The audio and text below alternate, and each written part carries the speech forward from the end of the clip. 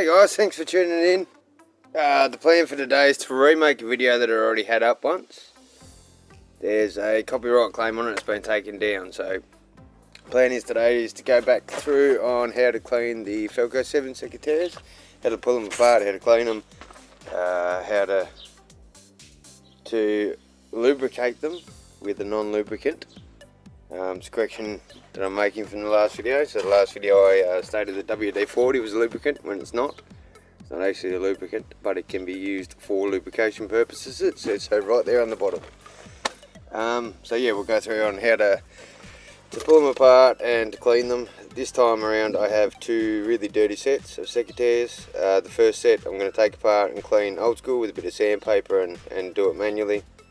And the second set I'll use a drill so I can get through it a little bit quicker and take a bit of a shortcut. Sharpen up the blade, oil them, put them back together and away we go. But yeah, this is it. So I hope you enjoy it. Alrighty, so some of the main things you'll need is something to act as a lubricant. Not that WD-40 is lubricant. Yeah, useless fact, the WD in WD-40 stands for water displacement. So water displacer, not a lubricant, but it can be used as a lubricant. And that is the purpose that I'm using it for in this particular scenario. So you'll need your FELCO 7s, of course, which are the secateurs. This is my secateur cleaning kit. In this I have a couple of rags, some wet and dry sandpaper. I have alcohol spray to sterilise the equipment after I finish cleaning it. I have this little spanner. This is an 8mm. You need an 8mm spanner to undo these bolts. It's best to undo it with the spanner, because if you don't, there's a good chance that you will strip this bolt. They're really delicate and weak and super easy to strip if you use a shifter or anything else. Even the tools that these actually come with are pretty useless as well. So using a spanner, ring spanner is the best I find. I've never stripped one yet with a ring spanner or a socket piece. Just as long as it fits around the entire bolt head. Yeah, so that's the trick. So 8mm. I've got a couple of 8mm ones in there. Sharpening stone. This is an Easy Lap, the brand is called. Medium, I think. They come in a few different grits. I've only got a really thin sharpening pad, but great tool for secateurs. I swear by them. I've used them for years and years and they've never done me wrong yet. So yeah, but so to start off with, we'll go the more elbow grease type route. Just clean some of this stuff out of the way. So this is just putting a bit of elbow grease into it. Alright, so here we go. Going to undo this bolt just here. We're going to take off this one, which is attached to this little key piece. We're not going to take off this one, just this one.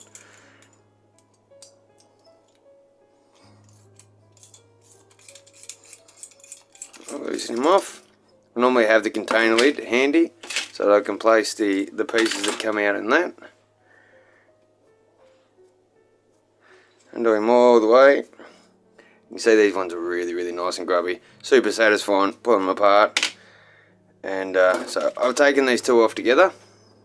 I'll keep that little key on this bolt so that it fits in. Now we undo this center piece here.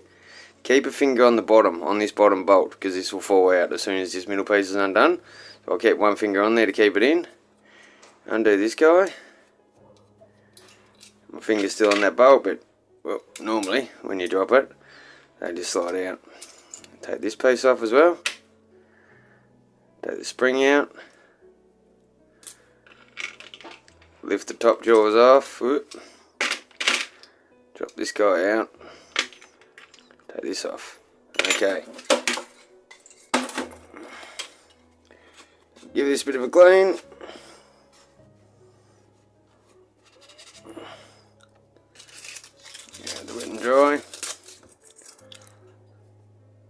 lick your finger, put a little bit of saliva on there. As gross as it sounds, it works really well. Clean this off. Give them a wipe.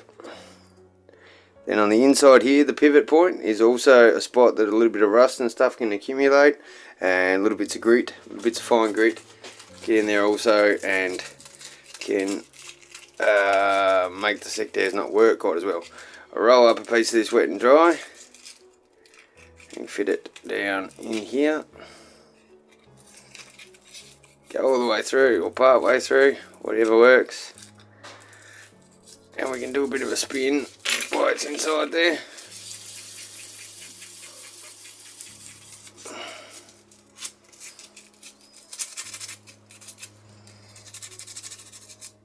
Okay.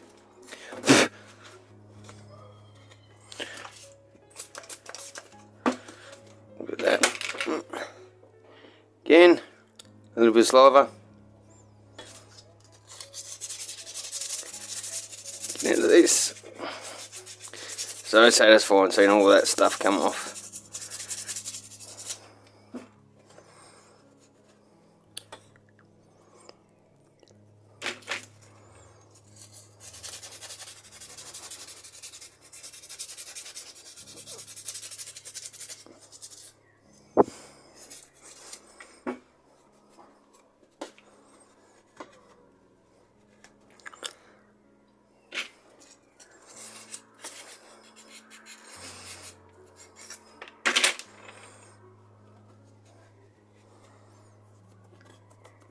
There's so many little nooks and crannies and cracks and crevices and stuff that little microbes and bacteria and things can hide in. So I try to get in there as best I can and get all that stuff out. And while they're apart, it's not a bad idea to give each individual part a quick spray, just to sterilise. Blade next.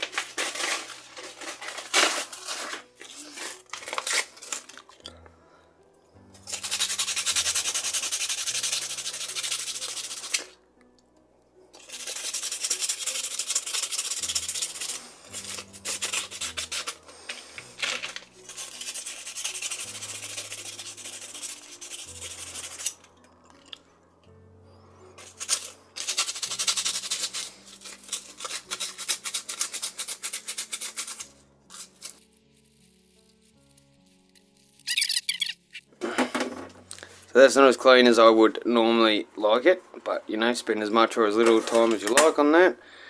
Now while it's off, it's easier to get in there and give it a bit of a sharpen.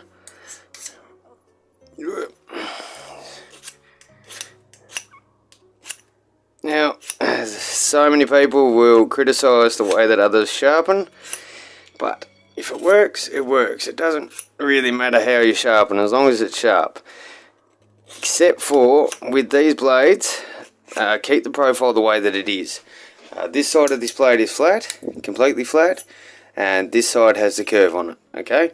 So the only thing that must be done, or if they'll stop working altogether, is that this side must remain flat. So when you do rub the burrs off this side, keep your sharpening stone flat, and rub that off flat.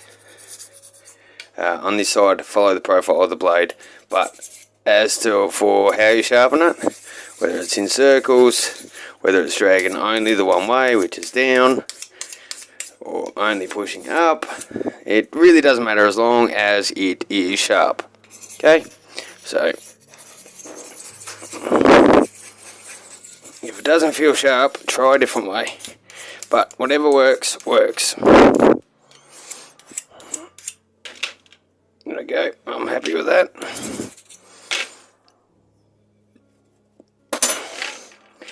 And this centerpiece, we'll get a lot of stuff up in here. There's a couple of little rust marks starting to develop on here, if the camera will focus. We'll get those off with the wet and dry sandpaper as well. Here we go.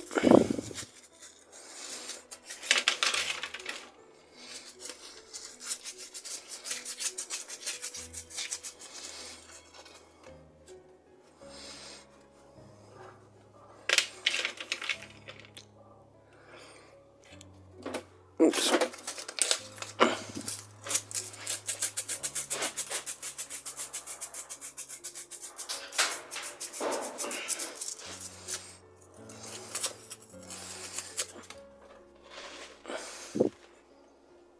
Okay, the other part is this pivot and handle.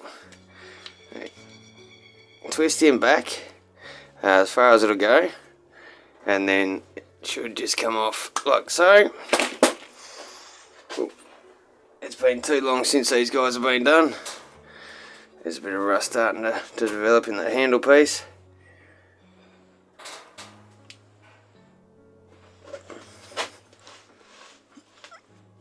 Go.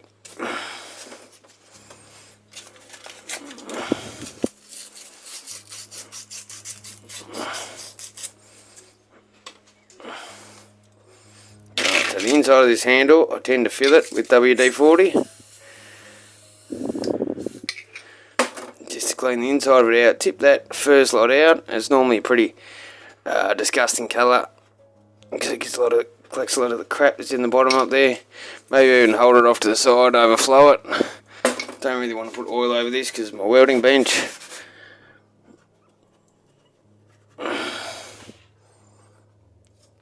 Now again, WD-40, not a lubricant, but for this purpose, it's going to lubricate our piece. Put that in together and it's pivoting nice and easy. Feels great. Now put a little bit of lubricant on there, the rest of the blade back on. Fit the blade back in. Put in your centerpiece. Lubricate just around that as well.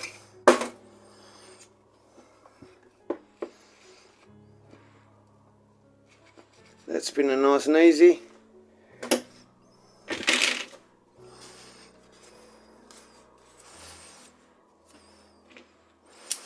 Let's give the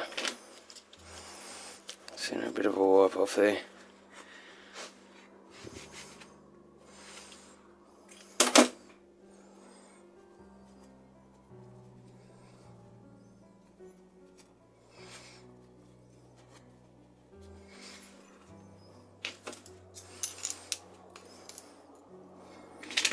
Now again, lubricate, place the next piece on.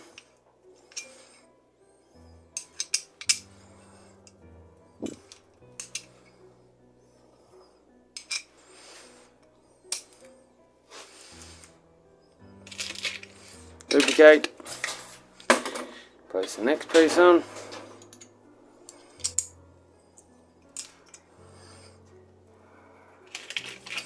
Again,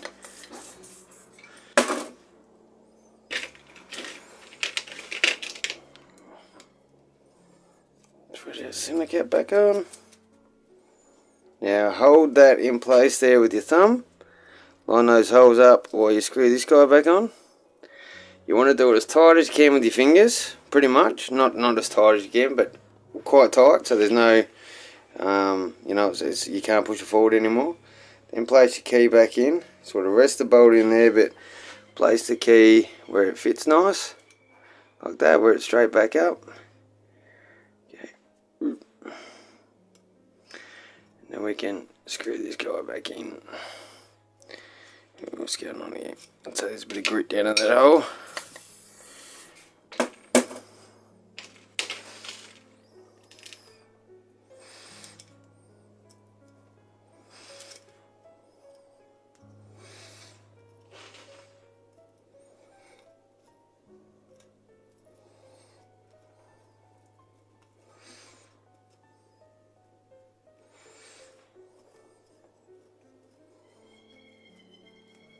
Go.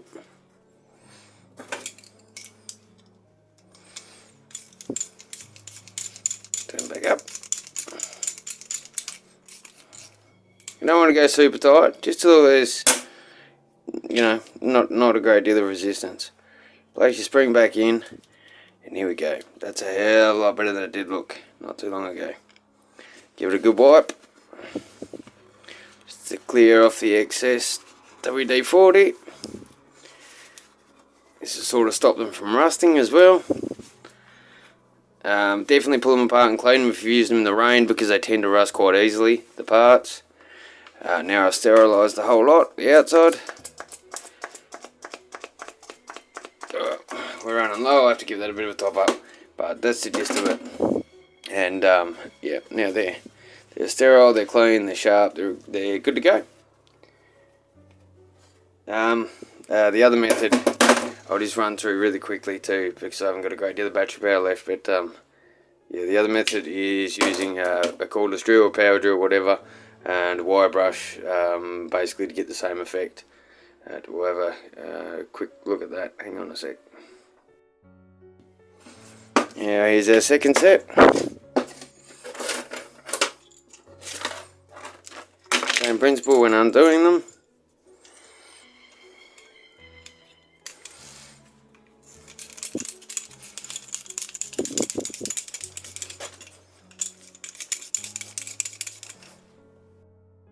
Yeah, so the only difference is really this time around is this internal piece here, where we'll be using a wire brush and the drill.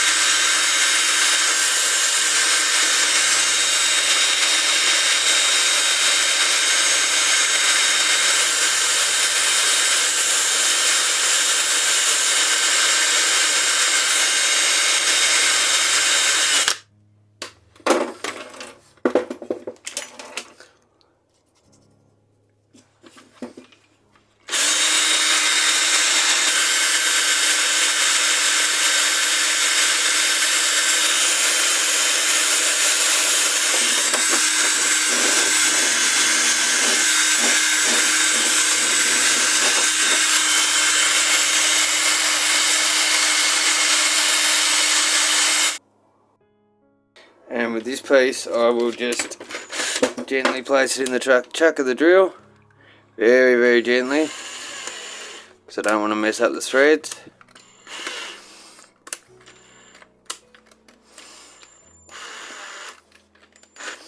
A bit of wet and dry. Hold him on there. Yeah.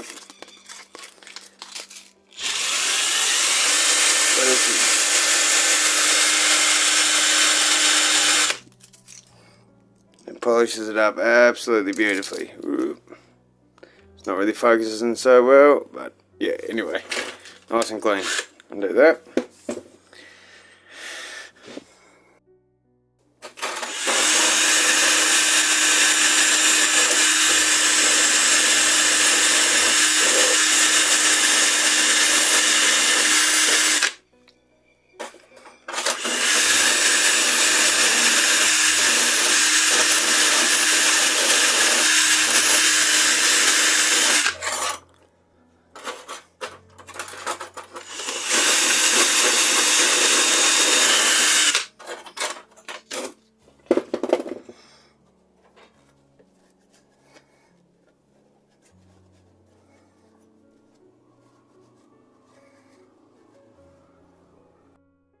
Yep, and once they're sharpened and all clean, the reassembly process is exactly the same.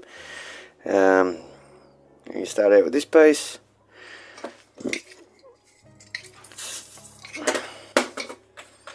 Also got my finger sort of clogging that hole down the bottom there as well, to hold a little bit of that lubrication in there, a bit of that WD-40. Okay. This guy. Next layout.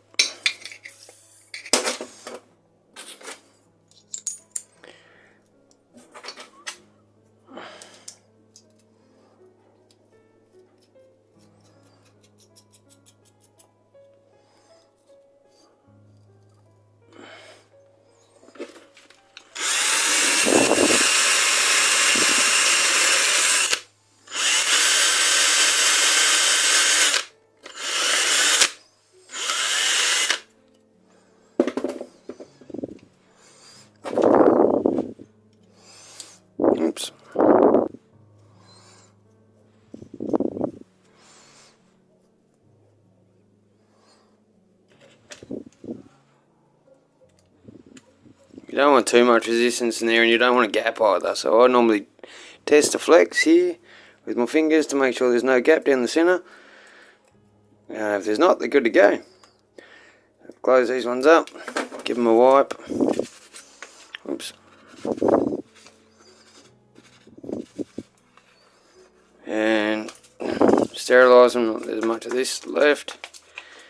There we go. All over sterilisation. Wipe off the excess a little bit. There we go, good to go. Sharp, ready, lubricated, all good. Thanks for tuning in, guys, appreciate the view, and if you enjoyed this content, please consider liking and subscribing, and I will see you guys on the next video.